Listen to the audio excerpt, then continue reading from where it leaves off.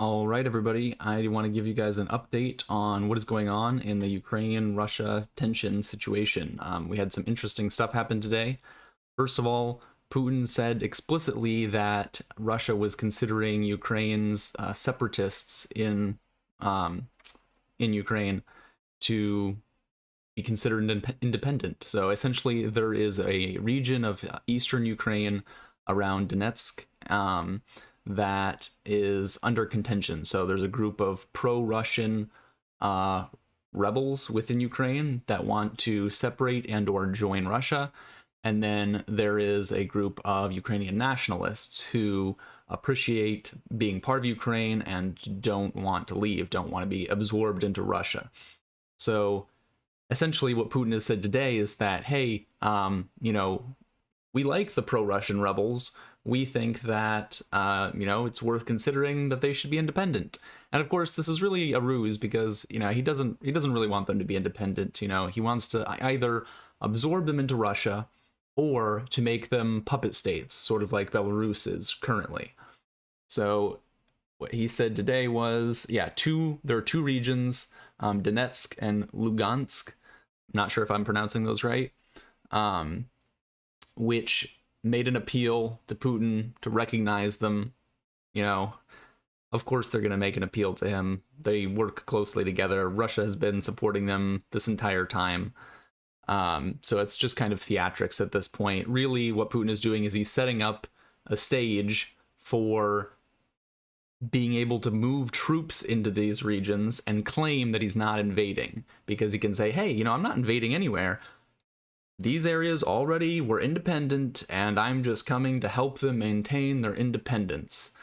How generous of him.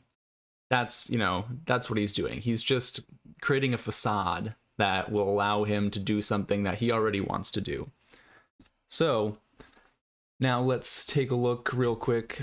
Here's the map so you can see what's going on. This is Donetsk, and here's Luhansk. This is basically the biggest area that's under contention in Ukraine. So right now, Russia has troops that go all the way from over here, up in Belarus, all the way through Belarus, all the way around the border here of Russia, and then also in Crimea. So essentially, Russia has troops surrounding three sides of Ukraine.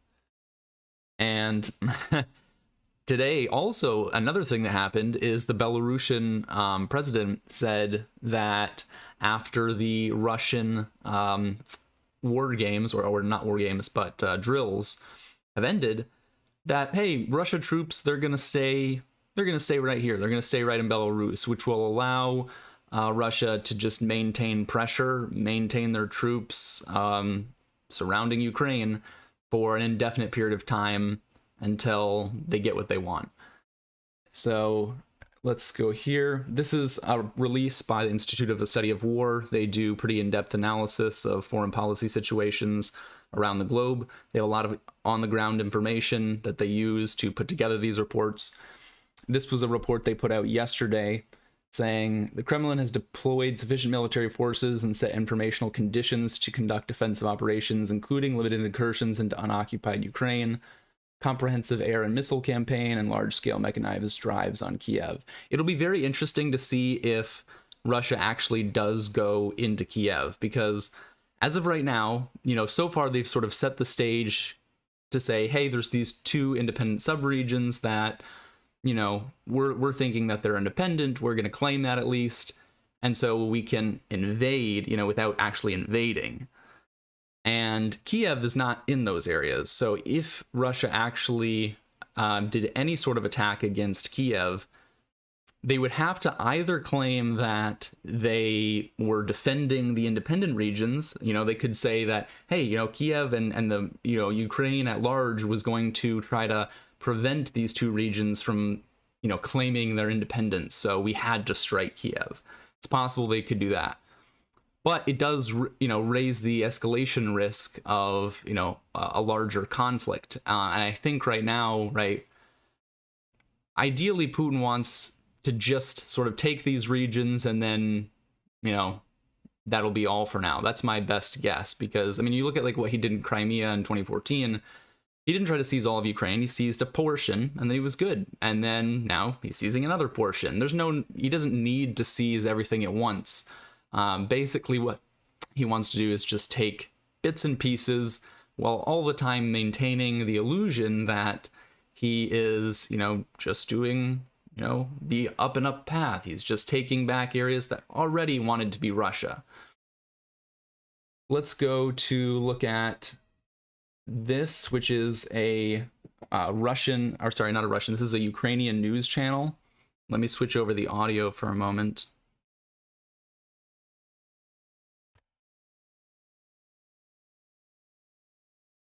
Give me 1 second so we can hear what's going on here.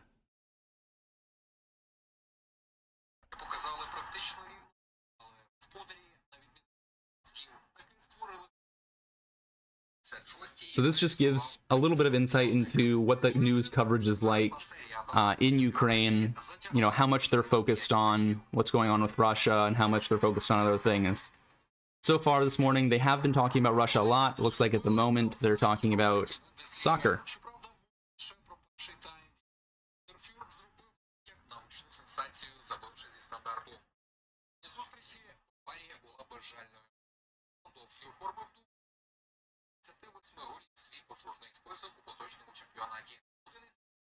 Організували зусиллями власного захисника Себастьяна Грі.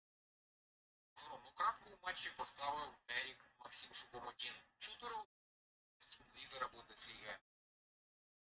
На відстані у 6 очок від мається її переслідувач Борусія з Дортмунда. Навіть без свого лідера Ерлінга феєричне у матчі проти ТСК із Менхенгладбаха.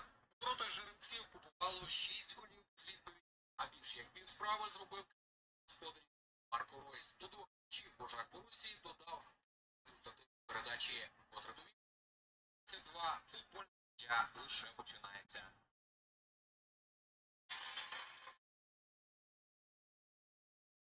Екс-гравець Шахтаря Фред врятував Манчестер Юнайтед.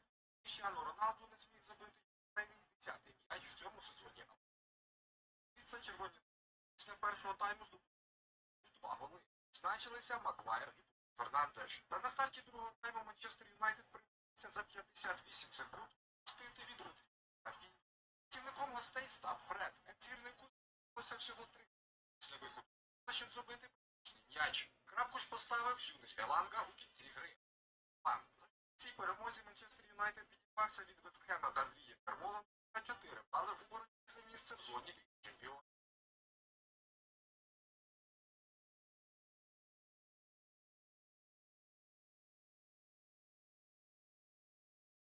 So the running subtitle on this video is talking about some kind of tools for working from home, I believe. Something about that. Office work, homework.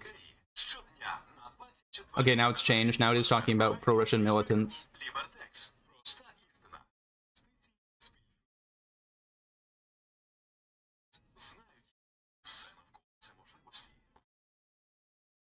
It's talking about right now, so it's an advertisement, but the subtitle is saying that, there are Ukrainians, pro-Russian Ukrainians, and their families who are being evacuated to Russia. So Russia is taking people from Ukraine into Russia. Now the subtitle is talking about a cyber attack.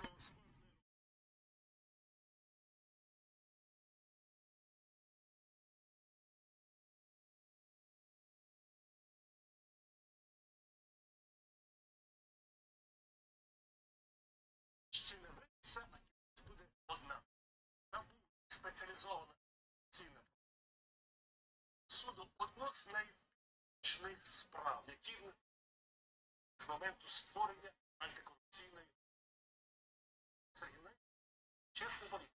Вітаю вас.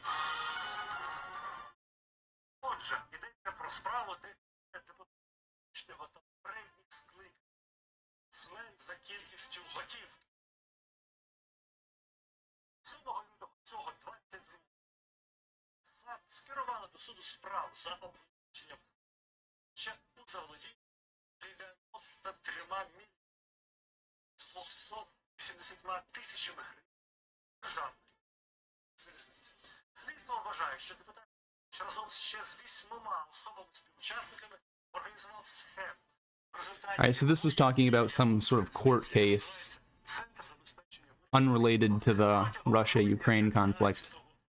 Again, this is just streaming 24-hour Ukrainian news to give you an insight into what the Ukrainians are thinking about.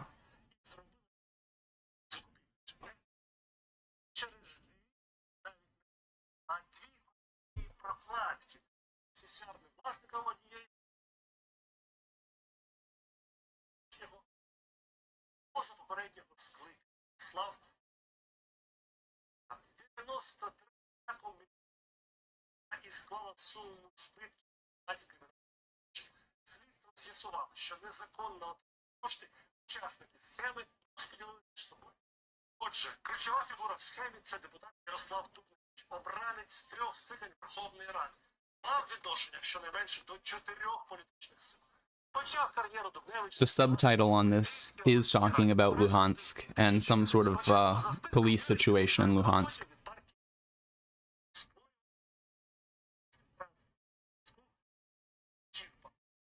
Депутатом вже Верховної Ради Дубневич став у 12-му році, як позапартійний, але вступив до фракції «Удар». Після Революції Гідності Дубневич потрапляє до парламенту 8-го скликання як мажоритарний блоку Петра Порошенка за округом на Львівщині. І після перемоги Революції Гідності в якості винагороди Дубневич отримає посаду голови комітету Верховної Ради з питань транспорту. Саме тоді, ставши начальником, починає використовувати владу для досягнення цілей. Зокрема, він, як кажуть депутати, мав проходження законів через свій комітет для того, щоб вимагати профільного міністра інфраструктури та схилити його на свій бік вище. Ця інформація, як Дубневич шантажував міністра, була оголошена з трибуни. Це в цьому ж скликанні 9-го. То сам Дубневич вийшов на трибуну, навіть показував тут вищому законодавчому органі, пояснюючи, що він є чесний. Тут виступав колега народного депутата, який був міністра інфраструктури Луганського. Так я вам всім розповім, чому я показав Шульмейстер. Тому що Шульмейстер. So this guy is talking about, I think something about the Committee for Food Transport. It's part of some court case.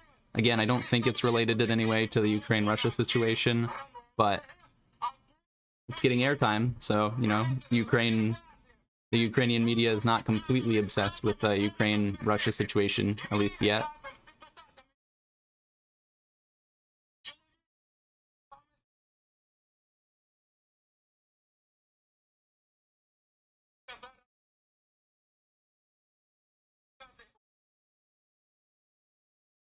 Це спочатку в парламенті він другий раз в БПП, от втретє став депутатом в 19-му році, теж як безпартійний самовисуванець, але вступив в депутатські групи за майбутнє, за маймак, яку пов'язують з Коломойським.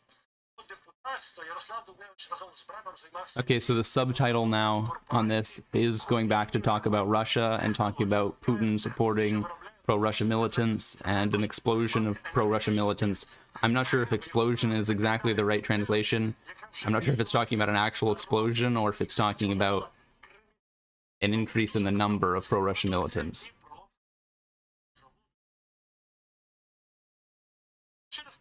They're talking about a new threat of cyber attacks, a lot of cyber attacks that are coming in from Russia. Again, that's the subtitle that's running here.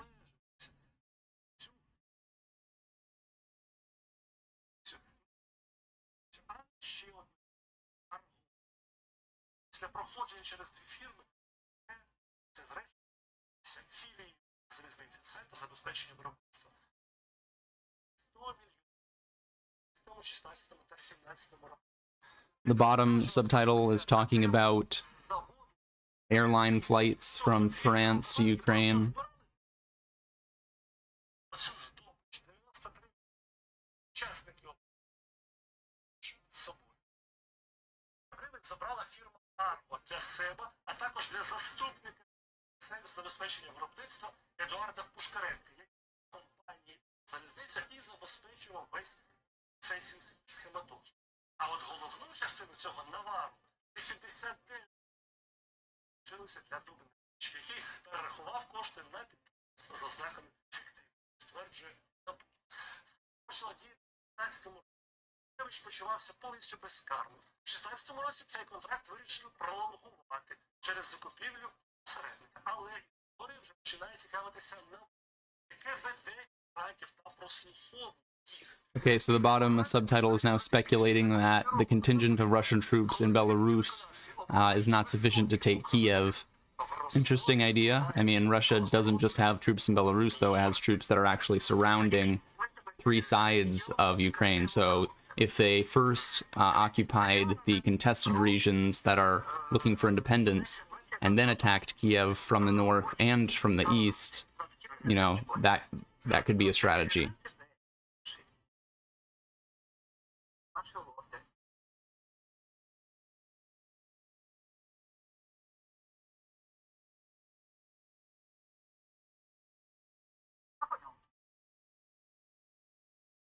Щодо закупівлі стрілочних переводів в 16-17 роках приймалися в Укрзалізниці лише за згодою депутата Дубневича, який формально жодного відношення до Укрзалізниці не мав. Так, в розмовах, які прослуховувала НАБУ, його називають Слава. Ще раз Слава. Згадують Центр забезпечення виробництва Укрзалізниці Едуарда Пушкаренка. Фігурує як Едіх. Да, я тут это ну хорошо, обслуживание. Да?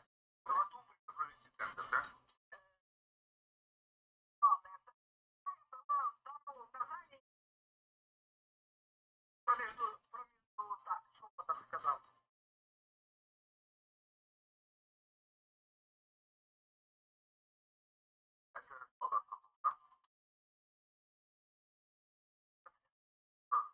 Так, ну хорошо, давайте, подъезжайте.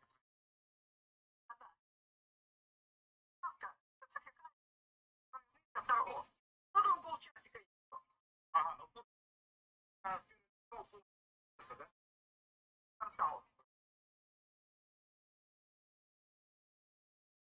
Да, я поэтому. Так оно. Панику сказали слова, мы на дорогу 24 людей. Конечно. Нам розкладувати. Історія зі стрілочними переводами – це не перша історія, де Дубневичі пустили свої руки з кишені Укрзалізниці. Ще однією їхньої схеми в часи президента Порошенка було постачання скріплень та прокладок. Причому вони чітко замістили смотрящих Януковича. В часи Януковича цю позицію для Укрзалізниці закривав депутат Вілен Шатворян, фірма якого Євроінвестбуд постачала на залізницю відповідну номенклатуру товарів. Але коли Янукович втік, влада помінялася, і цю схему почали вести брати Дубневичі, один з яких і очолив транспортний комітет, який фактично і був куратором всієї залізниці на рівні попередньої Верховної Ради. При цьому стрімке зростання відбувалося фактично як по нотах. Якщо в перший рік приходу нових смотрящих, тобто одразу після Майдану, в 2014 році компанія, наближена до Дубневичів, поставила на суму 103 мільйони гривень, то вже наступного, 2015 року, об'єми зростають і вже 170. Okay, so again, that subtitle was talking about the pro-Russian militants, possible decision to exclude them from some decision, what their vision was. дешевий газ, який був потрібен для населення, і виробляли з нього електроенергію, яку продавали підприємцям за ринковою ціною. Відбувалося це на 2 ТЕС, які пов'язували з Дубневичем. Looks like pro-Russian militants are asking Ukraine for some sort of recognition.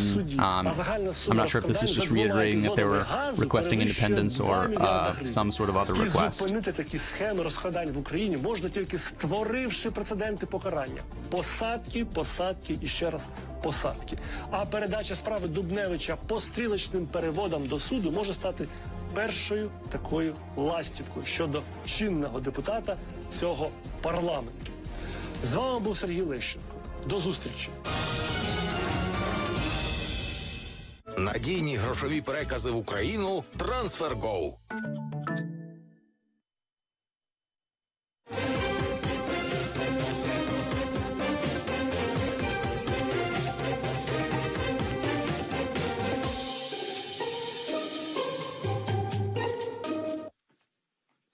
Мої вітання, мене звати Катерина Соляр, і в ефірі проєкт «Такі справи». Суб'єктивна, авторська програма для думаючих людей, тобто для вас, як найбільш прогресивної частини суспільства. Ну і так, вже звикла, що підбиваю підсумки дня я не сама, разом із вами, і аналізувати новини нам, як завжди, буде допомагати умовна школа із 5 де дуже добре, нейтрально, погано і дуже погано. Відповідно до фактів, де це буде доречно, я крокуватиму у позитивний чи негативний бік, щоб ви, окрім аналітики, ще й мали нагоду побачити наочно, наскільки подія, що відбулася, вона позитивна чи негативна, саме для нас із вами, і могли сформувати про неї власну думку. Тож, якими справами відзначився цей день, розкажу далі. Брехня Кремля та підготовка до визнання так званих республік. Чи піде Росія в чергове на порушення усіх міжнародних норм під ризиком санкцій? Обман довжиною у 30 років. Що отримала Україна, підписавши Будапештський меморандум взамін ядерної зброї? З нами Бог, з нами Збройні сили, з нами Річард Бренсон. Хто у часи російської агресії став на один бік з Україною? Розкажу у проєкті «Такі справи». Україна хоче миру, Європа хоче миру. I believe they just said Richard Branson canceled some flight to Ukraine.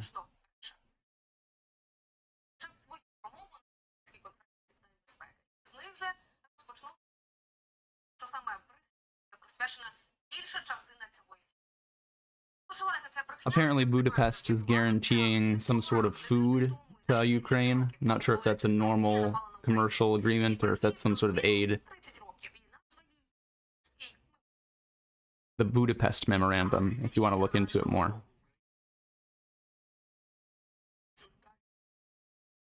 This is back to the president of Ukraine speaking at the Munich conference yesterday.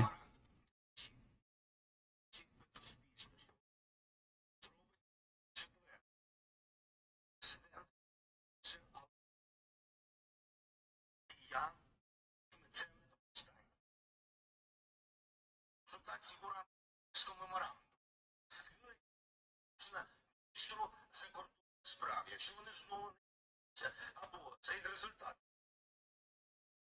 безпеки, країна матиме право вважати, що Будапештський працює всі пакети четвертого ставлення.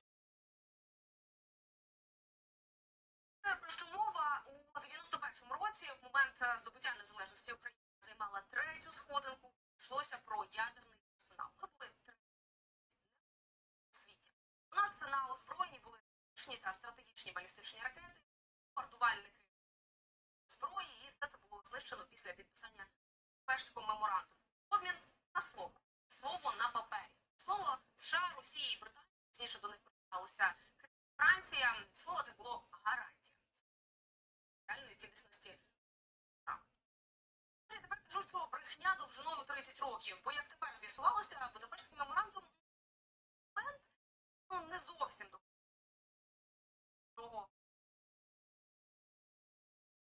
Будапештський меморандум дійсно це такий формат. Він не накладає міжнародних зобов'язань. Ну, отак от одному з українських телеканалів висловилася посол Німеччини в Україні, не це її особиста позиція, скоріш за все, так вважає і вся Німеччина в обличчі її старої і нової влади. Висновок можна зробити, оскільки Будапештські гарантії працювали. У 15-му, коли Кремль, скориставшись ситуацією, вирішив зібрати у нас Крим, ні пізніше, коли його ж таки кам'єтовські війська зайшли зі сходу нашої держави. Ні, от тепер, коли Росія примусово возить населення окупованих територій, прикриваючись міфічною загрозою з боку русскоговорящее населення, фашистських загарбників, ви навіть скільки вони Something just translated as asked for Putin to be expired. Not sure if that's some sort of call for an assassination. It doesn't really make sense.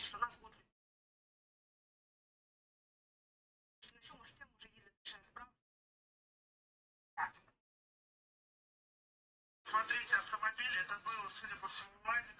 Достаточно мощный взрыв. До сих пор рядом что-то горит еще. Судя по машине, действительно взрыв был достаточно мощный. Але на цьому ми не зупинилися. І вже наступного дня обстріляли Ростовську область, куди почали вивозити мешканців окупованих територій. То що жоден снаряд з градів не долетить до Росії.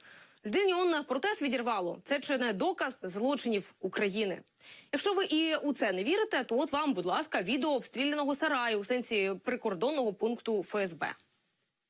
It was saying something about fake something from Russia in the contested areas. Главнокомандующий, разрешите приступить к работе? Приступайте.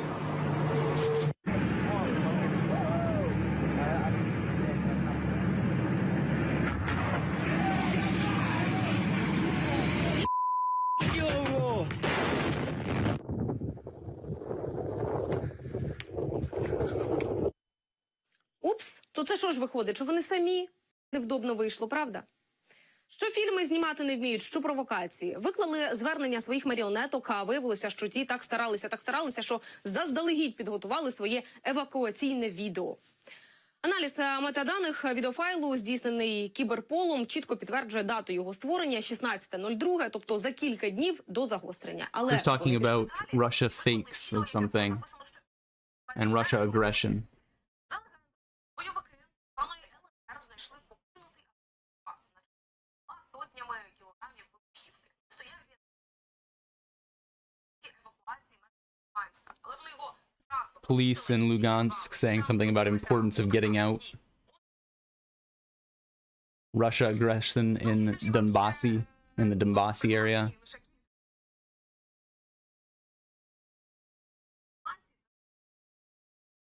За вихідні 19-го зафіксував день повідомлень щодо ситуації на Донбасі. Також українська влада отримала один із темників російських пропагандистів. Вони працюють за темниками. Потрапив у нас в руки, за які фактично ордовські ЗМІ російські, використовуючи маніпуляції і провокації, намагаються дезінформувати наші... This is the Minister of Culture and Information Policy. I'm not sure where from. Як ви вже зрозуміли, я спеціально не кажу, що це евакуація населення, бо це ніщо інше, як власні домівки туди. Не чекай, кому вони.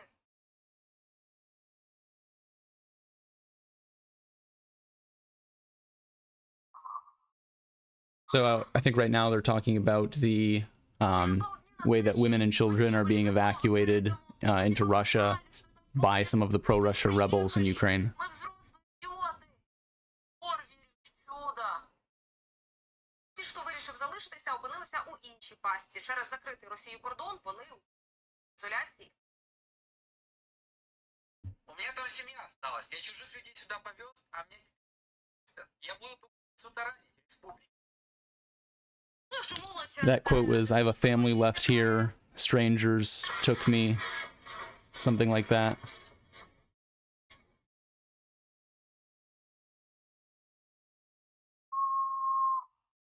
Ну, ви знаєте, іншим слід перейматися, бо розмістили у спортивних залах, просто як головних героїв гри в кальмар. В їх квартирах вже господарюють мародери. За словами Володимира Златкіна, за добу було розграбовано близько 100 квартир в Донецьку. Тим часом Врубівка та щастя опинилася під вогнем, під час якого пошкоджено газопровід. Тож щастя тепер без тепла, світла, без води. That was an image from an explosion from a couple days ago. And I realized the thing that they're talking about, the fake Russia information, is some Telegram group that was spreading fake information. Це означає зупинити на шляху до садити за один шками званих. Мусити нас виконувати. Yeah, so Russia spreading fake information about the situation in Donbass via Telegram.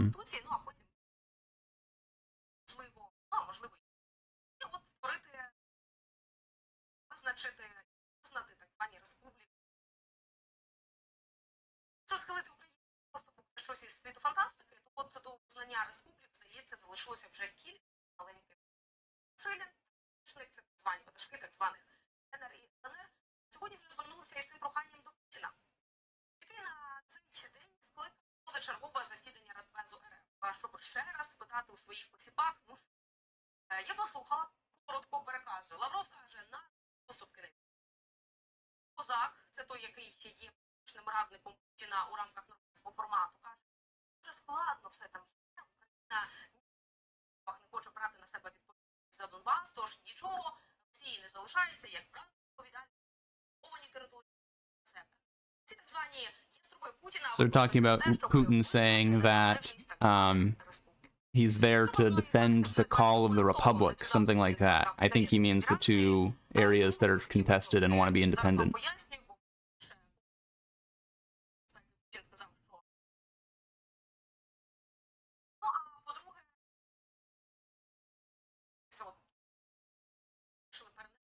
Тижні раніше і скликати. Окрім того, воно пройде в один день засідання Державної думи Росії, що буває не часто, то зберуться одразу дві палати російського парламенту, зазвичай, коли заслуховують звернення очільника Кремля. Там важливі звернення. Візьмемо, наприклад, із Грузією у 2008 році та анексію Криму у 2014. Саме тоді Рада Федерації була залучена до цих процесів в Абхазії та Південну Осетію. Як це визнання відбулося указом президента Росії, щоправда, тоді Дмитрій Медведєв, але після звернення у палат російського парламенту це відбулося.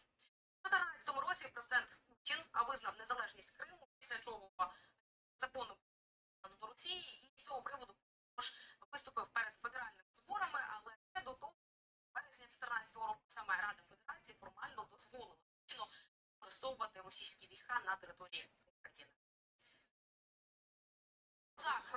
Yeah, they're talking about some sort of exception to Donbass independence, but I'm not sure. I'm missing some of the context here.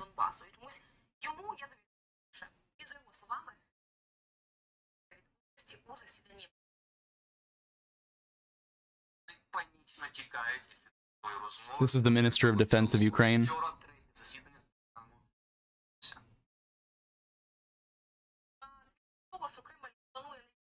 Операцію в Європі з часів світової, і за це США та Великобританія вже анонсували санкції, які раніше навіть обговорювалися. Зокрема, припинення діяльності російських компаній, які торгують в доларах, роки, за їх словами, дарить дуже сильно, щоб надто пізно. So then they were just saying that Russia, the U.S. and Europe promised unparalleled sanctions against Russia if they invaded.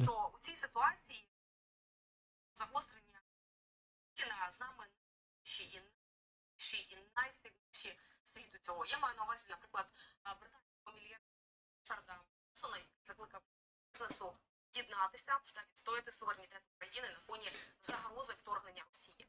І з нами ті ж, хто не чудово знає, що таке російська агресія. У цей тривожний час хочу висловити свою підтримку українському народові. Пам'ятаю, що у нас є спільний ворог, і це Росія, тому так ніколи разом.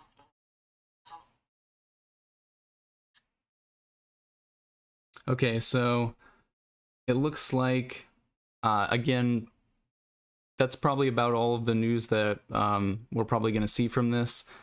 So essentially, Russia has said explicitly that they're considering independence for these two regions.